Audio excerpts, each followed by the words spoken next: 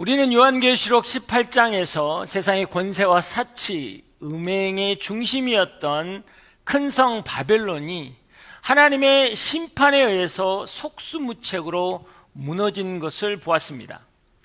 이 장면을 보고 있던 왕들과 상인들과 무역을 했던 이 선주들은 너무나 큰 충격을 받았고 슬픔에 빠져서 자신들의 머리에 재를 뒤집어 쓰며 애통했습니다. 그리고 그들은 3번 이렇게 외칩니다. 재앙이다, 재앙이다, 큰 도성이여, 순식간에 멸망해 버렸구나 라고 외치며 슬퍼했습니다. 그러나 그들은 이 탄식 중에서도 회개하지 않고 자신이 의지했던 바벨론의 몰락에 대한 절망에만 빠져 있었을 뿐입니다.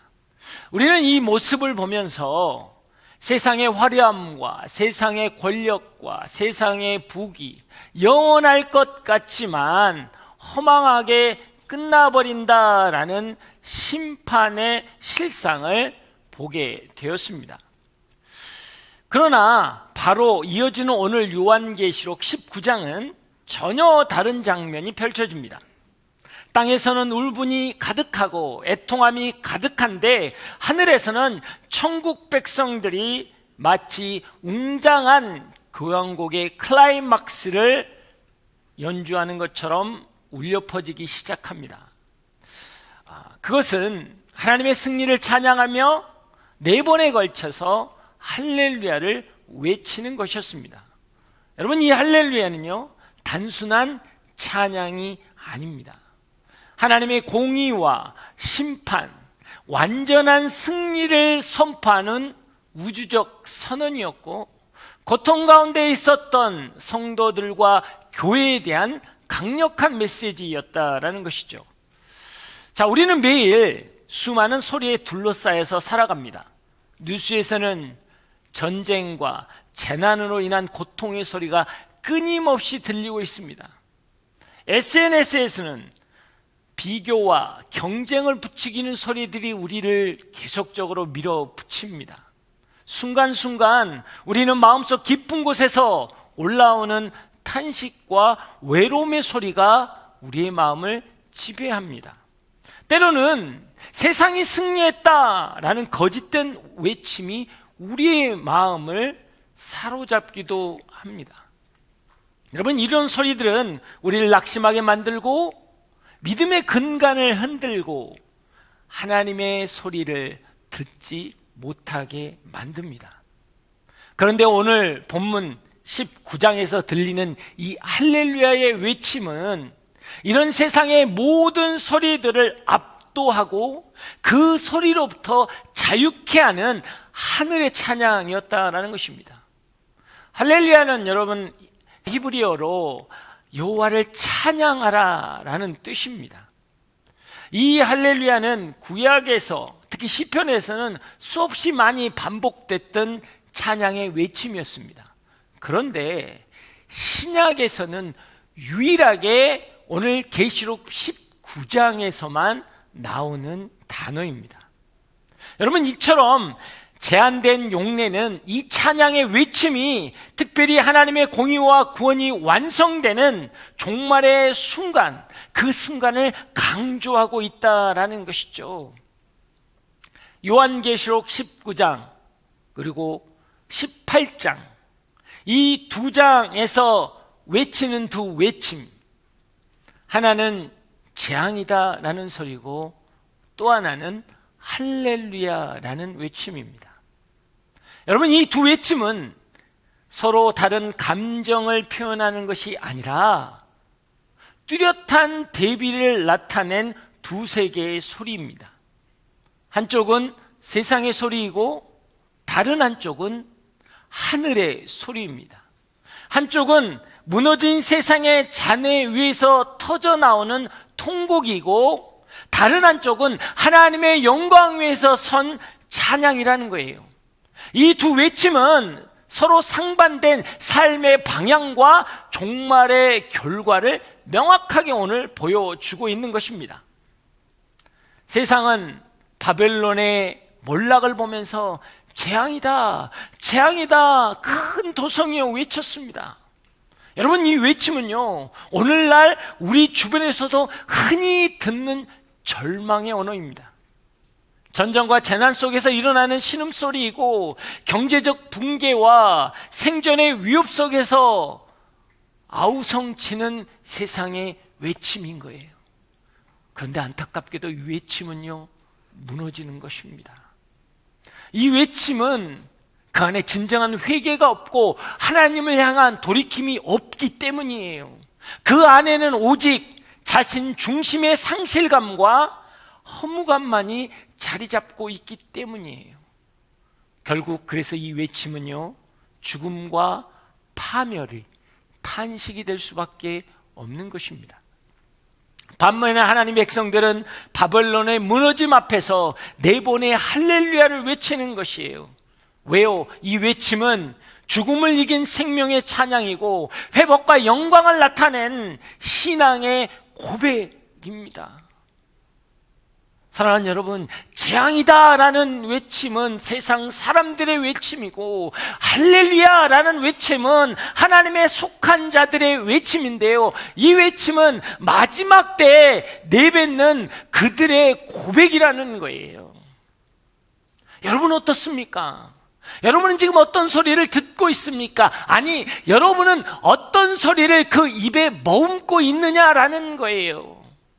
삶의 힘든 자리에서, 어렵고 고통스러운 자리에서, 현실적인 이런 아픔 속에서 나는 어떤 소리를 하느냐라는 거죠. 고통이고 아픔이고 재앙이다, 이것은 내가 어떻게 할 수 없는 애통함이다 라고 여러분 하고 있습니까? 여러분, 그것은 무너져 내린 그 잿더미 위에서 외치는 통곡이라는 거예요. 그러나 그리스도인은 달라야 합니다. 이 가운데서 우리는 할렐루야를 외쳐야 하는 거예요. 사망에서 생명으로 옮기신 그 여호와 하나님이 반드시 승리하실 것을 우리는 믿기 때문에 보여지는 상황은 아무런 증거도 없어 보이지만 여호와 하나님은 전지전능하신 분이시고 능력의 하나님이시기에 이 땅을 심판하심과 함께 온전히 회복하셔서 영원한 하나님의 나라에 이르게 할 것이다 라는 우리의 믿음이 있기에 우리는 어떤 상황 속에서도 할렐루야를 외쳐야 하는 거예요. 사도 바울이 여러분 감옥에 갇혔을 때 왜 찬양을 했을까요? 왜 기도를 했을까요? 상황은 막막합니다. 그 지하 감옥에 갇혀서 언제 풀려날지 모르는 상황이에요. 그럼에도 불구하고 그가 찬양했다는 것은 현실에 묶여있는 게 아니라 무너져 내린 현실의 잿더미 위에서의 통곡이 아니라 비록 그 가운데 나는 서 있지만 내가 그 여호와 하나님을 신뢰합니다, 그 하나님이 이루실 일을 내가 기대합니다 라고 선포하며 그가 찬양을 했을 때 여러분 옥문이 열린 거예요. 그리고 간수가 나와서 세례를 받고 그 불모지와 같은 빌립보의 교회가 세워지는 거예요. 여러분, 이게 신앙입니다. 여러분의 입술에 무엇을 머금고 있습니까? 여러분의 마음에는 지금 무엇을 품고 있습니까? 여러분의 생각은 무엇에 붙잡혀 있습니까? 세상에서 들려오는 소리가 아니라 하늘에서 들려오는 소리에 우리는 붙잡힌 인생이 되어야 합니다. 그 은혜가 여러분 가운데 있길 주의 이름으로 축복합니다.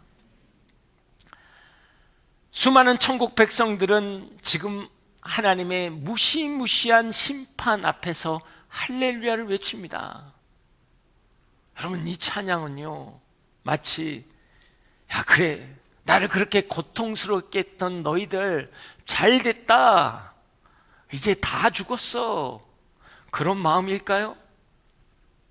여러분, 사람들은 흔히 심판이라는 단어를 들으면 굉장히 차가운 법정과 냉혹한 형벌과 무차비한 단죄를 떠올립니다. 그로 인해서 세상 사람들은 하나님의 심판에 대해서 사랑과 모순이지 않느냐? 하나님은 사랑이라고 했는데 이렇게 잔인하게 극악무도하게 할 수 있느냐라고 반문을 합니다. 그러나 성경에서 말하는 하나님의 심판은 단순한 형벌이 아니라 사랑으로부터 나오는 적극적인 개입이라는 거예요. 하나님의 심판은 공포의 선고, 너는 사망이다 라는 선고가 아니라 하나님의 사랑의 개입이라는 거예요. 우리가 잘 아는 여러분 고린도전서 13장은 사랑장입니다. 하나님의 사랑이 무엇인지를 보게 하죠. 자, 고린도전서 13장 4절에서 6절 말씀 한번 읽어보겠습니다. 시작.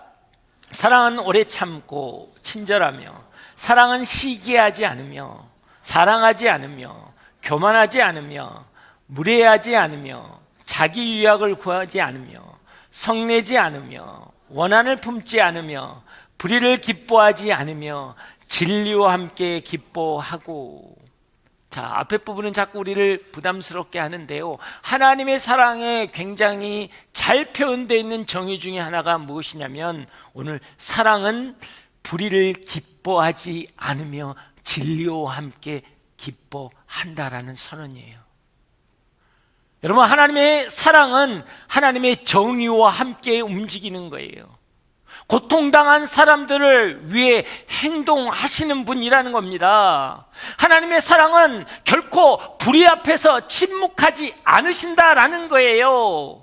불의를 방치하는 것은 사랑이 아니라는 것이죠. 그렇기 때문에 심판은 하나님의 사랑이 정의를 통해서 완성되는 과정이다라는 거예요.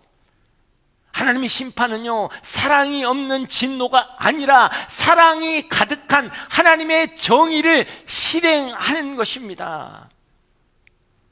그러나 여기서 꼭 중요한 것은 여러분, 하나님의 심판은 단지 악인을 벌하기 위해서가 아니라는 거예요. 하나님의 궁극적인 목적은 무엇입니까? 하나님의 백성, 곧 하나님의 교회를 정결케 하기 위함이라는 거예요. 만약 하나님이 불의를 방치하고 그것들을 용납하기 시작하면 그리스도의 신부인 교회가 죄악 가운데 노출되기 때문에 하나님은 심판을 통해서 신부를 지키고 보호하신다라는 하나님의 거룩한 열심이라는 거예요. 그렇기 때문에 요한계시록 19장에 나와 있는 이 하나님의 심판은 하나님의 사랑의 완성이 되는 순간이라는 것입니다. 그렇기 때문에 이 할렐루야는요, 단지 악인을 멸망을 즐거워하는 그런 복수국의 쾌감이 아니라는 것입니다. 하나님의 공의가 백성들을 위한 사랑으로 완성되어지는 찬양이라는 거예요. 사랑하는 여러분, 참된 사랑은 불의를 묵인하지 않고 참된 정의는 사랑으로 움직이는 것입니다. 심판은 하나님께서 사랑으로 이끄시는 공의의 역사라는 거예요. 그러므로 우리는 하나님의 심판하서 두려워하는 것이 아니라 신뢰와 감사함으로 할렐루야를 외쳐야 하는 거예요. 이 땅을 바라보면서 우리가 할렐루야를 외쳐야 하는 것은 무엇이냐? 하나님은 거룩과 순결함을 회복하기 위한 하나님의 거룩한 열심이기 때문이에요.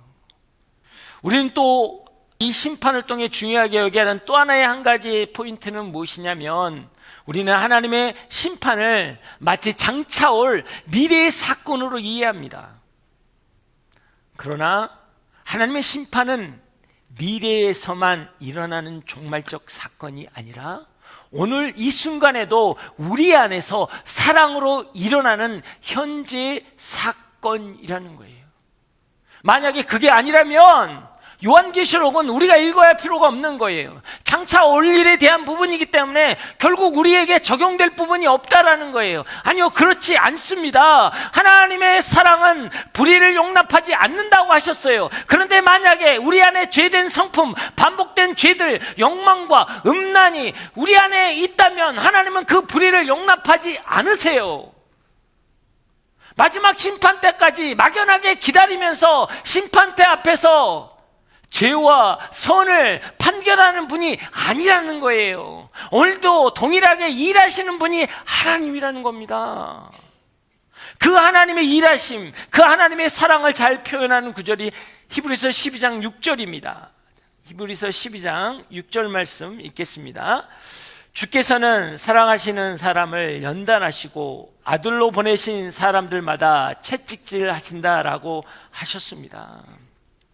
하나님의 심판은요, 우리를 벌주는 분노가 아니라 고치고 회복하고 거룩한 사랑의 표현이고 행동이라는 거예요.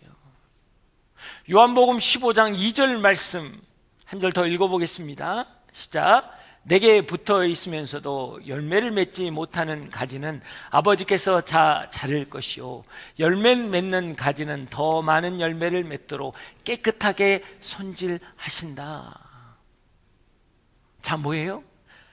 열매를 맺는 가지는 더 많은 열매를 맺도록 깨끗하게 손질하신다. 이는 곧 성도가 하나님 앞에 붙어 있지만 성장하고 결실을 맺기 위해서 반드시 잘려야 하고 깎여야 하고 다듬어지는 고통을 겪어야 한다는 거예요. 여러분, 꺾이고 잘리는 것은 하나님의 사랑의 심판이라는 것입니다. 그리스도인들에게는 현재적 심판은 열매 맺기 위한 하나님의 가지 손질이라는 거예요. 그렇기 때문에 그것들을 우리는 경험하며 살아가야 한다는 겁니다. 우리의 삶의 자리에서 하나님의 손길, 하나님의 손질, 하나님의 가지치기를 경험하는 걸 기쁘게 여겨야 하는 거예요. 그때 우리는 할렐루야를 외쳐야 되는 거예요. 때로는 그게 고통스러워요. 때로는 그게 아파요. 때로는 너무나 힘들 수 있어요. 그러나 이거는 멸망이 아니거든요. 열매 맺지 못한 가지여서 찢겨서 불에 태워지는 게 아니고 우리는 더 많은 열매를 맺게 하기 위한 하나님의 마음이라는 거예요. 너의 인생에 더 큰 축복을 주기를 원한다. 너의 인생에 더 큰 은혜를 내가 흘러가게 원한다. 그러기 위해서 하나님은 가지치기를 하는 거예요. 다듬는 거예요. 손질을 하는 거예요. 그렇기 때문에 우리는 그 하나님의 심판 앞에서 세상은 애통해하고 통곡하지만 우리는 할렐루야를 외치는 거예요. 사랑하는 여러분, 지금 여러분의 인생 가운데 힘듦과 어려움이 있습니까? 하나님의 가지치는 손길이라면 여러분, 거기에서 우리가 외쳐야 할 소리는 할렐루야라는 거예요. 망하였다라는 게 아닙니다. 비록 세상적으로는 망한 것 같지만 우리는 할렐루야를 외칠 때 하나님의 거룩한 역사가 일어나는 것입니다. 그 은혜가 여러분을 살리길 주의 이름으로 축복합니다. 자, 오늘 본문 1절과 2절 말씀 읽어보겠습니다. 시작. 그 일 후에 나는 하늘에서 많은 무리들의 큰 함성 같은 것들을 들었습니다. 그 큰 함성은 말했습니다. 할렐루야, 구원과 영광과 능력이 우리 하나님께 있습니다. 이는 그분의 심판이 참되고 공의로우시기 때문입니다. 그분은 음행으로 땅을 더럽힌 큰 창녀를 심판하셨으며 그녀의 손에 묻어있는 그 종들의 피 흘린 피 억울함을 갚으셨기 때문입니다. 하나님의 심판은 참되고 공의로우시며 억울한 자의 피를 갚으시는 의로운 행위라고 오늘 말씀은 증언하고 있는 것입니다.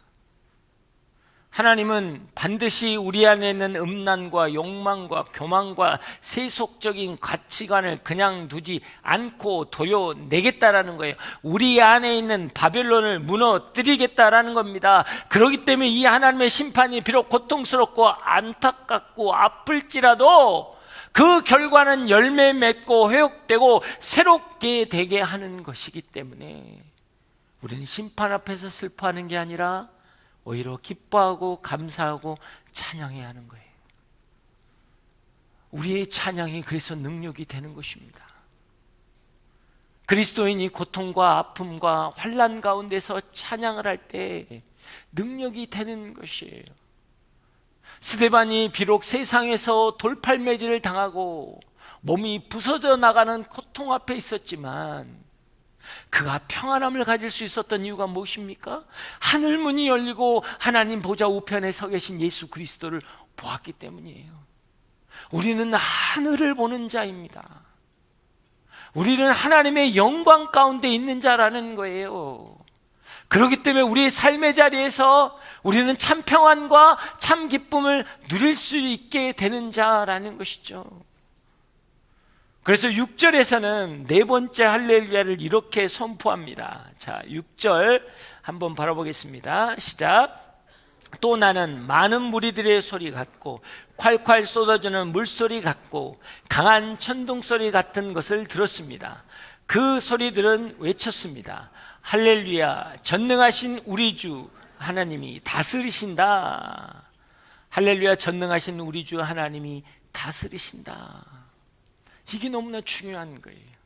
여러분, 죄와 불의가 무너진 자리, 그건 사망의 자리가 아니에요. 죄 때문에 아무것도 남지 않는 자리가 아니라는 거예요. 하나님이 다스리는 자리가 된다라는 거예요. 이것이 하나님의 임재라는 것입니다. 그래서 소망인 거예요. 심판은 소망이 되는 이유가 거기에 있는 것입니다. 우리 안에 옛사람이 무너지고 바벨론적 가치관이 붕괴되는 그 자리는 우리의 신음의 자리가 아니라 하나님의 통치가 시작되는 자리이기 때문에 우리가 할렐루야를 선포하는 거예요. 사랑하는 여러분, 구원은 단 한 번으로 완성되지만 우리는 그 날마다 매일매일 구원을 완성해가는 성화의 삶을 살아내야 합니다. 이 성화의 삶 가운데에서는 여러분, 심판의 역사들이 일어나는 거예요. 죄들이 무너지는 심판이 일어나는 겁니다. 죄들이 끊어지고 죄들이 떠나가고 죄들이 망하는 그 자리가 우리의 삶의 자리에서 일어나는 거예요. 옛 자아들이 무너지는 게 일어나는 거예요. 그때 여러분은 어떤 고백을 하겠냔 말이에요. 우리의 고백은 달라야 하는 겁니다. 오늘 성경은 그것을 분명하게 이야기하고 있다라는 것이죠. 하나님의 심판은 우리를 살리기 위한 마치 수술과도 같은 거예요. 여러분, 수술대에 올라가 있습니다. 암에 걸린 환자가 이것을 제거하면 살아나는데 수술이 아파서, 마취가 깨어나면 그 고통이 너무 어려워서 수술을 거부한다면 그건 어리석은 거예요. 암덩어리에게는 사망을 선포하는 거예요. 떼어내고 절개하기 때문에 그건 암덩어리에게는 분명한 심판이에요. 그게 떼어낸 자리, 나는 고통스럽고 아픔이 있는 자리지만 여러분, 그 자리는 생명이 돋아나는 하나님의 임재의 자리이기 때문에 여러분, 그 자리는 기쁨의 자리예요. 그 자리는 소망의 자리라고요. 우리가 그것을 포기하고 마음에 붙잡고 아니 이거는 안 되겠어라고 하면 여러분, 그것은요 1단계일 땐 쉬웠어요. 이기면은 그래도 그나마 3기가 지나면 그때부터는 뭐예요? 전이가 된다는 이야기예요. 나의 마음, 나의 생각, 나의 가치관, 나의 삶의 태도에 전이가 되는 것입니다. 그래서 관계가 깨지는 거고요, 감정적으로 불안해지는 거고요, 화를 내는 거고요, 내가 죄 가운데서 나의 삶이 무너지는 거예요. 이게 전이 되는 거거든요. 여러분, 그때는 어떻게 해야 돼요? 수술하고도 항암 치료를 해야 돼요. 머리가 다 빠지고 고통스러워지는 겁니다. 그래도 그게 축복이에요. 그게 사는 길이니까. 그게 지금 하나님의 임재로 새롭게 시작하는 길이니까. 그래서 우리는 심판 앞에서 할렐루야를 선포해야 하는 것입니다. 하나님의 심판은 단지 미래에 대한 경고가 아니라 오늘 우리를 변화시키는 하나님의 사랑의 손길이라는 거예요. 그래서 우리는 심판을 무서운 형벌이 아니라 거룩한 정화요, 우리를 더 풍성케 하시는 하나님의 사랑이라는 거예요. 그래서 우리는 할렐루야를 외치는 것입니다. 그 자리가 바로 하나님이 다스리는 시작의 자리이기 때문입니다. 여러분, 그 은혜가 여러분 가운데 있길 주님으로 축복합니다. 우리 6절에서는 네 번째 할렐루야, 하나님의 통치와 완전한 성취에 대해서 선포하는 종말론적 선언이 선포된 다음에 그 가득한 할렐루야 속에서 어린 양의 혼인잔치가 펼쳐지기 시작합니다. 그게 7절과 8절 말씀입니다. 자, 7절과 8절 함께 읽겠습니다. 기뻐하고 즐거워하며 하나님께 영광을 돌리자. 이는 어린 양의 결혼식이 이르렀고 그의 신부가 혼인 준비를 갖추었으며 그녀는 밝고 깨끗한 고운 삼배를 입은 것을 허락받았기 때문이다. 이 고운 삼배는 성도들의 의로운 행실들이다. 자, 어린 양의 혼인잔치를 여러분 바로 이해하기 위해서는 당시 유대인들의 결혼 풍습을 이해하는 게 굉장히 중요합니다. 고대 유대 사회에서는 결혼은 세 단계로 이루어집니다. 첫 번째는 정혼의 단계예요. 자, 신랑이 신부가 될 사람 집으로 찾아갑니다. 그때 신랑은 세 가지를 가지고 갑니다. 첫 번째는 지창금을 가져가고, 두 번째는 서약서를 가져가고, 세 번째는 포도주를 가져가는 거예요. 그래서 신부의 아버지께 지창금을 주면서 허락을 받고 나면 이제 신랑은 신부 앞에 가서 서약서를 작성하고 거기에 포도주 몇 방울을 떨어뜨립니다. 그리고 난 다음에 신부와 신랑이 그 포도주를 나누어서 마시는 거예요. 자, 서약서에 포도주를 떨어뜨리는 것은 무엇을 이야기하냐? 이 서약은 죽음을 담보로 하는 서약이라는 거예요. 이게 결혼 관계라는 것이죠. 두 번째, 포도주를 서로 나누어 마신다라는 건 서로가 서로에게 헌신을 결단하는 사인입니다. 자, 이렇게 해서 정해진 결혼이 성립되는 거예요. 비록 같이 살지는 않지만 이것이 성립되면 공식적으로, 법적으로 부부라는 효력이 발생하기 시작하는 거예요. 근데 이때 신랑이 신부에게 이야기합니다. 당신은 나를 위해서 내가 올 때까지 기다려주기를 원한다라는 이야기를 합니다. 그런데 문제는 언제 온다라는 이야기를 할 수가 없어요. 왜냐하면 신랑이 신부를 데리러 오는 날은 신랑의 아버지만이 결정할 수 있기 때문이에요. 그래서 성경에서 보면 그때와 그 시는 아버지만 안다라는 그거하고 관련되어 있는 이야기입니다. 그리고 나서 신랑은 돌아가는 거예요. 집에 돌아가서 이제 신부가 거처 할 처소를 마련하는 거예요. 그래서 아버지의 도움도 받고 아버지와 상의하면서 이것을 만드는 작업들입니다. 그게 성경에서 보면 주님께서 내가 가야 한다. 왜냐? 너희가 거할 초소를 만들기 위해서 나는 하나님 나라 아버지께로 돌아가야 한다라는 말씀, 이게 계속적으로 연결되어져 있는 말씀이죠. 그래서 두 번째 단계는 무엇이냐? 그 다음에는 이제 데리러 오는 날입니다. 자, 1년 정도 지난 시간이 지나고 난 다음에 신랑의 아버지가 자, 이제 모든 준비가 마쳐진 것 같다. 가서 신부를 데려와라 라고 아버지가 그 날짜를 정해주면 신랑이 이제 신부의 집으로 가게 됩니다. 마을 어귀에 도착하면 신랑은 사람을 보내서 내가 왔다라고 신부의 집에 통보를 하는 거예요. 그리고 나서 대부분 저녁쯤에 신랑은 친구들과 함께 나팔을 불며 기쁨으로 신부의 집으로 가게 됩니다. 이때 신부는 단장을 하고 준비된 등불을 가지고 나와서 신랑을 맞이하는 거예요. 근데 그 신랑이 언제 올지 모르기 때문에 항상 그 등에는 기름이 채워져야 하는 겁니다. 그래서 우리가 이야기하는 열처녀의 비유가 바로 이 비유인 거예요. 그리고 나서 이렇게 되면 이제 세 번째 단계는 무엇이냐? 이제 신랑이 신부를 데리고 준비했던 처소로 갑니다. 가서 첫날 밤을 지내요. 지내고 난 다음에 신랑이 아침에 일어나서 선포합니다. 나의 신부는 거룩하다 라고 선포를 하면 그때부터 잔치가 시작되는 거예요. 7일 동안 잔치가 시작되는 것입니다. 그래서 우리가 잘 아는 가나 혼인잔치에 포도주가 떨어졌다는 건 이게 7일 동안 축복하며 은혜 가운데 잔치를 일으키는 거기 때문이에요.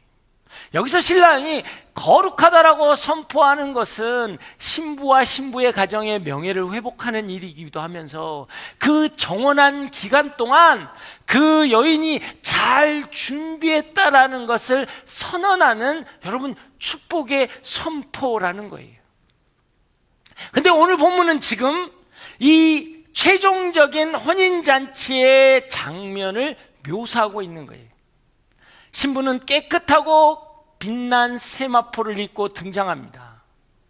그것은 무엇이냐? 단지 이것은 그냥 축제를 이야기하는 것이 아니라 정결함과 순결함으로 준비되어져 있다라는 거예요.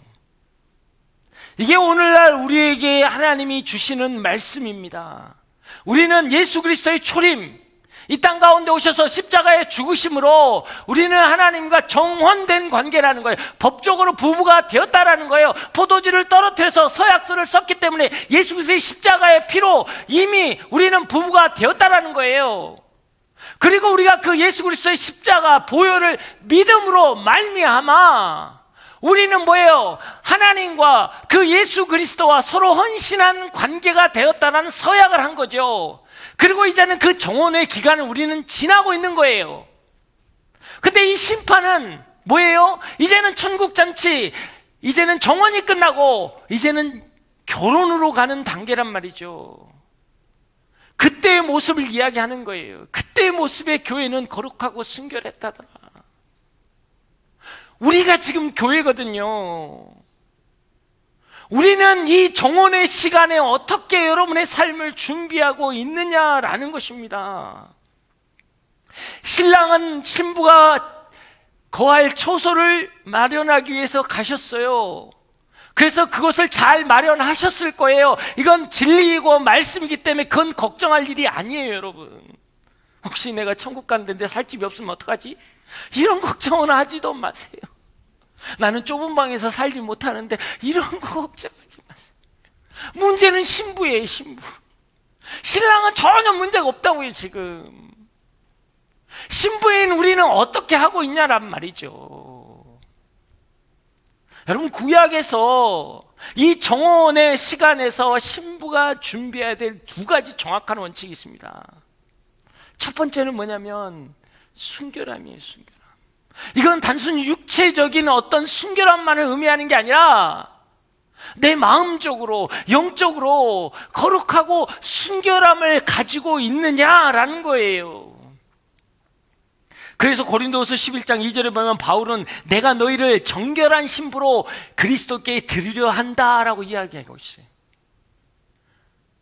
바울은 복음을 전하면서 너희는 정결한 신부로 주님께 드리길 원하는 마음이다 라고 고백한다라는 것이죠. 사랑하는 여러분, 신부와 창녀의 차이는 아름다움이 아니라 순결함이라는 거예요. 여러분, 한국교회는요, 한 세기 남짓한 이 짧은 기간 동안 폭발적인 부흥을 성장을 했습니다. 그래서 우리는요, 동방의 예루살렘이라고 이야기해요. 세계사, 교회사에 있지 않았던 유일무이한 이 부흥의 아이콘이라고 여러분, 한국교회는 세상에 알고 있습니다. 근데 오늘날 우리 교회는 어떤가요? 오늘날 한국교회는 어떻습니까? 신뢰를 상실하고 세상 속의 영향력을 상실했죠. 부흥은 멈췄고 쇠락해 가고 있죠. 왜일까요?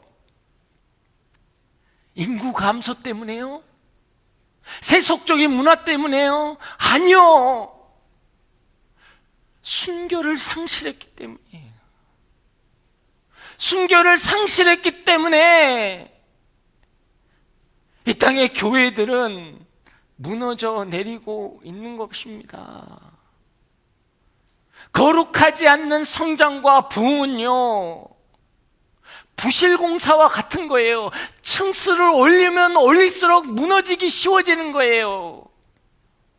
한국 교회가 큰 부흥을 해서 어마어마한 대형 교회, 세계에서 가장 큰 교회가 세워지는 이 한국 교회, 부흥한 결과가 뭐예요? 다 부실공사가 돼서 무너져 내리잖아요. 왜일까요? 거룩이 상실되었기 때문이에요. 교회가 풍요로워지면서 여러분, 그 세상의 물질 만능주의가 교회를 무너뜨리잖아요.